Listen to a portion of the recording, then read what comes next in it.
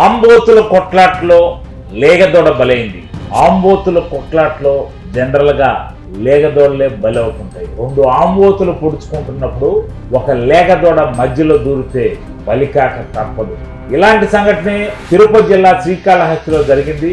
TDP Janasena మధ్య ఆధిపత్య పోరుకు ఓ జనసేన కార్యకర్త హత్యకు గురయ్యాడు. నమ్ముకున్న వారే హత్య చేశారు. నమ్మకంగా పనిచేస్తూ నమ్మక ద్రోహం చేశాడంటూ జనసేన నాయకులు అంటున్నారు. వాస్తవాలు పరిశీలిస్తే తిరుపతి జిల్లా శ్రీకాళహస్తిలో ఈ సంఘటన రాష్ట్ర వ్యాప్తమైన సంచలనం జరిగింది. ఈ సంచలనానికి గల కారణాలు మనం ఒకసారి పరిశీలిద్దాం.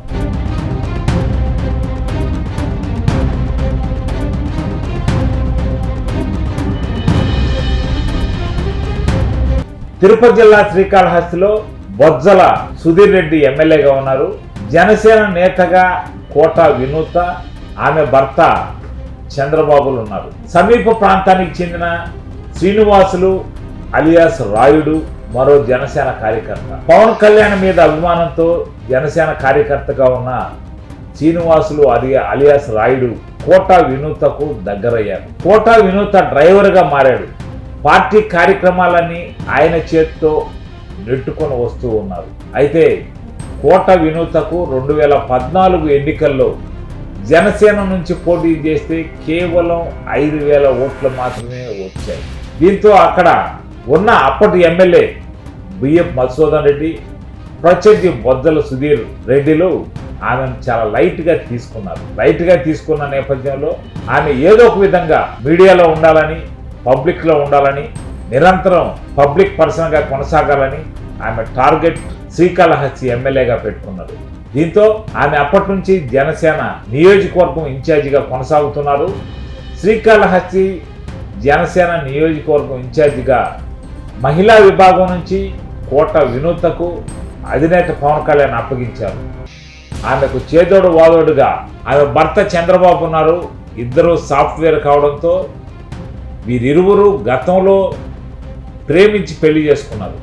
ఈ నేపథ్యంలో కోట వినూత దగ్గర ఉన్న శ్రీనివాసులు అలియాస్ రాయుడు గత కొంతకాలంగా కోట వినూతకు అన్ని కార్యక్రమాలు చేస్తున్నాడు.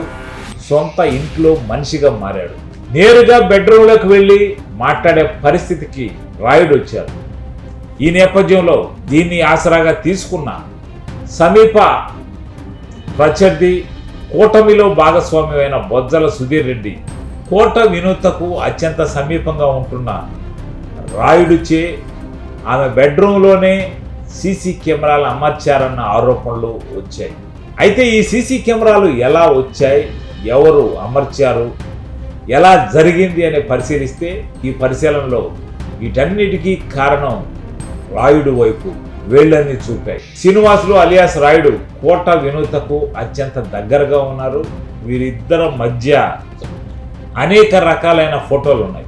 అత్యంత సమీపంగా కోట వినూతతో వ్యవహరిస్తున్న రాయుడు వ్యవహారం కాస్త వినూత భర్త చంద్రబాబుకు చిర్రెత్తుకొచ్చింది. దీంతో 1-2 సార్లు మందలించే ప్రయత్నం చేశారు.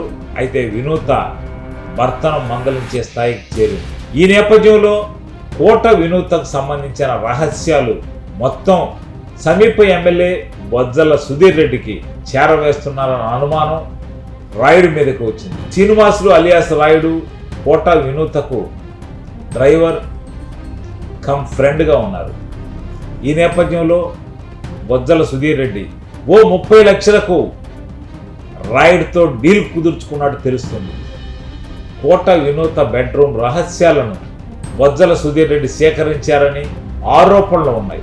కోట వినూత చేసిన ఆరోపణలు మాత్రమే, అవి వాస్తవాలు అవాస్తవాలు ఇక పబ్లిక్కి తెలియాల్సి ఉంది. అయితే తన ఇంట్లో ఉన్న శ్రీనివాసులు అలియాస్ రాయుడు బొజ్జల సుధీర్ రెడ్డికి స్పైగా మారాడన్న ఉద్దేశంతో ఎలాగైనా వినూత భర్త చంద్రబాబు శ్రీనివాసులు అలియాస్ రాయుడిని ఏదో ఒక విధంగా అంతమొందించాలని ప్రయత్నం చేశారు.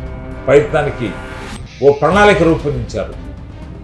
దీంతో శ్రీనివాసులను 4 రోజుల పాటు వారి గూడెంలో బంధించారు. కోట వినూత భర్త చంద్రబాబు మరో 3 కలిసి రాయుడుకు షాక్ ట్రీట్మెంట్ ఇచ్చారు. ఈ షాక్ ట్రీట్మెంట్ ఇచ్చిన నేపథ్యంలో రాయుడు మృతి చెందారు. అయితే రాయుడు మృతి చెందిన విషయం బయటకు పొక్కలేదు. రాయుడు శవాన్ని మాయం చేస్తే అసలు కేసే ఉండదని కోటా వినూత భర్త చంద్రబాబు భావించారు. అయితే రాయుడు శవాన్ని ఎక్కడికి తీసుకువెళ్ళాలా, ఎలా తీసుకువెళ్ళాలని ఓ పథకాన్ని రూపొందించారు. దీంతో కాళహస్తి నుంచి రాయుడు మృతదేహాన్ని చెన్నై వైపు మళ్లించారు. చెన్నైలో ఓ నదిలో పడేశారు. ఈ నదిలో ప్రవాహంలో కొట్టుకుపోయిన రాయుడు మృతదేహం ఇంక్వెస్ట్ చేసిన పోలీసులు నదిలోంచి బయటకు తీసి పోలీసులు అన్నోన్ బాడీగా కేసు నమోదు చేశారు. ఈ అన్నోన్ బాడీగా కేసు నమోదు చేసిన తర్వాత అన్నోన్ బాడీని పోస్ట్ మార్టం నిమిత్తం ఆసుపత్రికి తరలించారు. అయితే పోస్ట్ మార్టం రిపోర్ట్లో దగ్గురుపాటు కల్పించే అంశాలు వెలుగులోకి వచ్చాయి. Is clear murder in Rayudu అన్న స్టేట్మెంట్ పోస్ట్ మార్టం రిపోర్ట్లో బయటపడింది. దీంతో ఈ హత్యను ఎలా ఛేదించాలి అన్న విషయం చెన్నై పోలీసులకు సవాలుగా మారింది. అయితే నిఘా నేత్రం మాత్రం నిద్రపోలేదు. నిఘా నేత్రాన్ని ఆధారంగా చేసుకుని చెన్నై పోలీసులు విచారణ చేపట్టారు. విచారణ చేపట్టిన నేపథ్యంలో చెన్నై పోలీసులు విచారణలో సీసీ కెమెరాలు ఆధారాన్ని చేసుకున్నారు. సీసీ కెమెరాల ఆధారంగా చేసుకుంటే కోటా వినూత కారు ఈ నది సమీపానికి వచ్చి వెళ్ళినట్టు గుర్తించారు. ఈ కారు ఎవరిది, ఎక్కడ రిజిస్టర్ అయింది, ఎవరి పేరు మీద ఈ కారు ఉందన్న విషయంపై చెన్నై పోలీసులు ఆరా తీశారు. ఆరా తీసిన నేపథ్యంలో కోటా వినూత కారులో ఈ మృతదేహాన్ని తరలించారని స్పష్టం చేశారు. అయితే తమదైన శైలిలో చెన్నై పోలీసులు విచారణ చేపట్టారు. కోటా వినూత, ఆమె భర్త చంద్రబాబు, మరో ముగ్గురు కలిసి ఈ హత్య పగడ్బందీగా ప్లాన్ చేశారని, ఓ గోడవలో హత్య చేసి శవాన్ని మాయం చేసేదాన్ని ప్రయత్నించారని పోలీసులు గుర్తించారు. వీరు 5గురిని అదుపులోకి తీసుకున్నారు పోలీసులు. C3 சர்வேலன்ஸ் லிமிட்டில் ஒரு பாடி நமக்கு கிடைக்கிது. பாடி வந்து சஸ்பீசியஸ் டெத்துன்னு போட்டு நம்ம விசாரிக்கிறோம். போஸ்ட்மார்ட்டத்தில் எது மர்டராக இருக்கிறதுக்கு வாய்ப்பு, ஸ்ட்ராங்குலேஷன்லாம் இருக்குது அப்படின்னு சொல்கிறாங்க. சொன்ன உடனே அப்போ வந்து எந்த க்ளூவும் இல்லை நமக்கு. டிசீஸ் யாருன்னு தெரியாது, அக்யூஸ்ட் யாருன்னு தெரியாது. அப்போ சிசிடிவிலாம் வச்சு பார்க்கும்பொழுது ஒரு சந்தேகப்படக்கூடிய ஒரு கார் வருது. அந்த காரோட நம்பர் எடுத்து அது வழியாக ட்ரேஸ் பண்ணி அந்த கார் அங்கே யார் கொண்டு வந்தாங்கன்னு பிடிக்கும் பொழுது அந்த இது வந்து மர்டர்னு நமக்கு தெரிய வருது. அந்த கார் அப்போ அங்கே கொண்டு வந்தவங்களாம் பிடிச்சிட்டோம். மொத்தம் இது வரைக்கும் 5 பேர் அரெஸ்ட் பண்ணியிருக்கிறோம். அவங்களும் கன்ஃபியூஸ் பண்ணிட்டாங்க. இது வந்து மோட்டிவ் எப்படின்னா, இது நம்ம மாநிலம் இல்லை, பக்கத்தில் ஆந்திரா மாநிலத்தில் ஒரு கட்சிக்காரங்க ஜனசேனா கட்சி இருக்கு இல்லையா, அந்த கட்சியில் ஒரு கேண்டிடேட்டாக முதல்ல கண்டெஸ்ட் பண்ணவங்க இந்த டைம் வாய்ப்பு கிடைக்காம அவங்களோட கூட்டணி கட்சிக்கு அந்த வாய்ப்பு போச்சு. அது சம்மந்தப்பட்ட ஒரு பிரச்சனை. அதில் இவர் வந்து இந்த இறந்து போன அவர் ஆப்போசிட் குரூப்புக்கெலாம் சப்போர்ட்டாக இருந்தார், சில வீடியோஸ்லாம் எடுத்தாருன்னு சொல்லி மாட்டிருக்காங்க. ஆந்திராவில் கொலை பண்ணிட்டு பாடி கொண்டு ஏன் வந்தாங்கன்னு கேட்டிங்கன்னா, அவங்களுக்கு இங்கே வந்து ட்ரீட்மெண்ட் வந்த வகையில் இங்கே வந்துட்டு போனதில் இந்த ரூட் தெரியும். ஸோ அதனால் இங்கே கொண்டு வந்து போட்டால் நம்மளை கண்டுபிடிக்க முடியாதுன்னு நினச்சிட்டு చెన్నై పోలీసులు వీరు 5గురిని అరెస్ట్ చేసిన నేపథ్యంలో వీరిని కోర్టుకు హాజరుపరిచే సమయంలో కోటా వినూత, చంద్రబాబు చేసిన వ్యాఖ్యలు కాస్త వైరల్ అయ్యాయి. కేసు వెనక ఎవరున్నారు త్వరలో బయట పెడతామని వినూత ప్రకటించడంతో ఆమె భర్త ఆగ్రహంతో చంద్రబాబు తమని కేసులో ఇరికించేందుకు ఇదంతా ప్లాన్ చేసింది కేవలం శ్రీకాళహస్తి ఎమ్మెల్యే బొజ్జల సుధీర్ రెడ్డి అన్న ఆరోపణలు చేశారు. అయితే ఈ ఆరోపణలు వెనుక ఎవరున్నారు, ఎలా ఉంది అన్న విషయం తేలాల్సి ఉంది.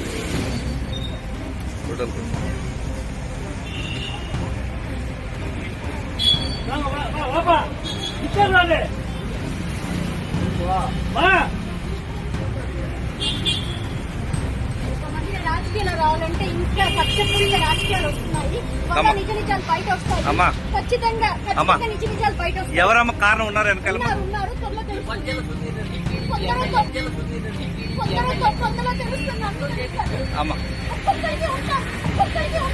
అయితే ఒక విషయం మాత్రం ఈ కేసులో క్లియర్ కట్గా అర్థమవుతుంది.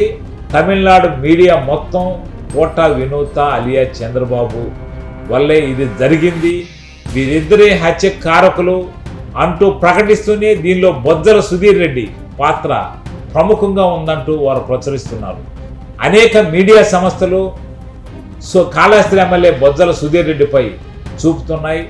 ఈ నేపథ్యంలో దీన్ని తెలుసుకున్న జనసేన అధినేత పవన్ కళ్యాణ్ కోట వినూతను సస్పెండ్ చేసి పార్టీ నుంచి చేతులు దులుపుకున్నారు. అయితే బొజ్జల సుధీర్పై వస్తున్న ఆరోపణలపై ఆయన తిరుమలలో దేవుడు సాక్షిగా ఖండించారు. తమకు ఎలాంటి సంబంధం లేదు, తనకు సంబంధం లేదు, కావాలని ఆరోపణలు చేస్తున్నారు.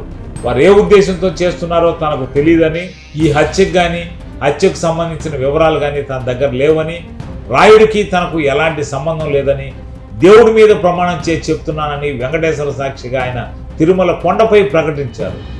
గుడిలో ఉన్నాం, నాకు కూడా 2 పిల్లలు ఉన్నారు, మా కుటుంబం ఉంది. దేవుడు సాక్షిగా కుటుంబ సాక్షిగా నాకు అటువంటి సంబంధం లేదు.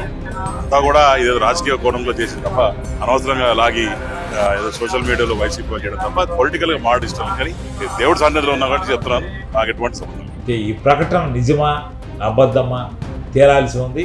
మొత్తం మీద ఆంబోతులు పోట్లాట నేపథ్యంలో ఓ లేగదోడ మాత్రమే బలైందని తేటతెల్లం అవుతుంది. ఇది శ్రీకాళహస్తిలో రాయుడు హత్యకు సంబంధించిన డీటెయిల్స్.